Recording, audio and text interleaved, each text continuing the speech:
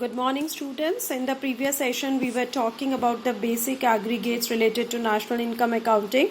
So today I'm going to tell you the three components of net factor income from abroad. It is known as net compensation of employees from abroad, net income from property from abroad, and net retained earnings of corporates from abroad. So when we talk about net compensation of employees from abroad, so it is a difference between compensation of employees received by residents working abroad and non-residents working in domestic territory. Similarly, when we talk about net income from property from abroad, it is a difference between rent, interest, dividend received by residents from abroad and by non-residents from domestic territory. Similarly, net retained earnings, there is a difference between corporate saving of resident corporate sector working abroad and non-resident corporate sector working in domestic territory. So that means, students, many a times in the question, if it is been given to you that net factor income from abroad, instead of that, these particulars are given to you, so you have to add these three in order to get this the value of net factor income from abroad. Similarly, when we talk about the difference between national income or the domestic income or national product or domestic product, we say that national income is a final value of goods and services produced by normal residents of a country within or outside domestic territory in a financial year. But domestic income, instead of using the term normal resident, we are going to use a value domestic territory, and other things include remaining the same. So this is what the difference, and already I told you the difference between domestic income and factor income is domestic income and national income is net factor income from abroad. Quickly, students, some points we can see here on the screen.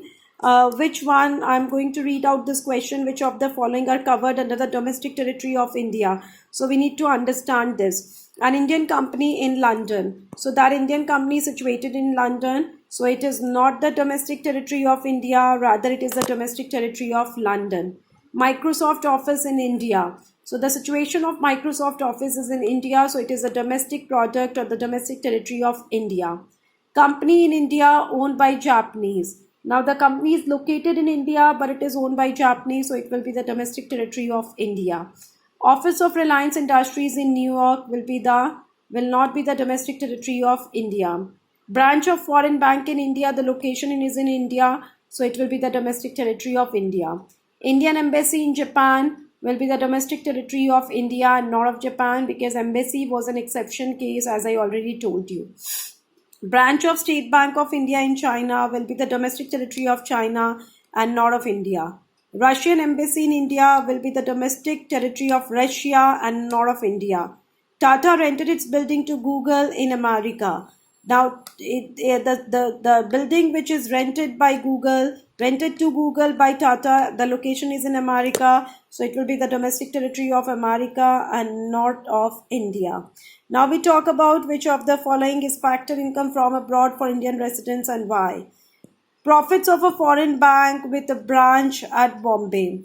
So profits of a foreign bank with a branch at Bombay, it is not a factor income from abroad because it is earned in domestic territory, hence already a part of the domestic income. Similarly, we talk about rent received by State Bank of India on the building rented to foreign embassy in India. So it is a factor income received from abroad because foreign embassy is not a part of Indian domestic territory. Therefore, any income earned by Indian embassy, Indian resident which is accrued in foreign embassy is factor income from abroad.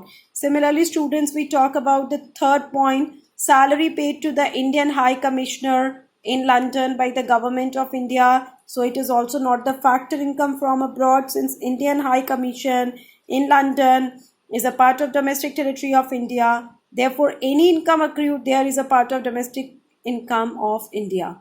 So I hope this concept is clear to all of you. And then I talk about, the aggregates related to national income accounting. Students, as we can see on the screen right now, there are three aggregates here. Gross domestic product at market price, net domestic product at market price, gross domestic product at factor cost, net domestic product at factor cost, then gross national product at market price, net national product at market price, gross national product at factor cost, and net national product at factor cost. So these are the 8 related aggregates related to national income accounting. So you need to be very, very, very clear with these 8 related aggregates. And after knowing these 8 related aggregates, students, I will be telling you that how are we going to convert one aggregate to other. As you can see on the screen, there are various numericals related to the same. So in a short span, I'm going to share, and already you have the books available with you to solve these numericals. So students, you have to be very precise and concise on this matter, that if, for example, if I talk about gross domestic product, so students, if I'm talking about gross domestic product, and from gross domestic product at market price, you are being asked to calculate gross domestic product at factor cost. So what is the difference between the two aggregate which I'm using, GDP at market price and GDP at factor cost? The difference is MP and FC, that is market price and factor cost.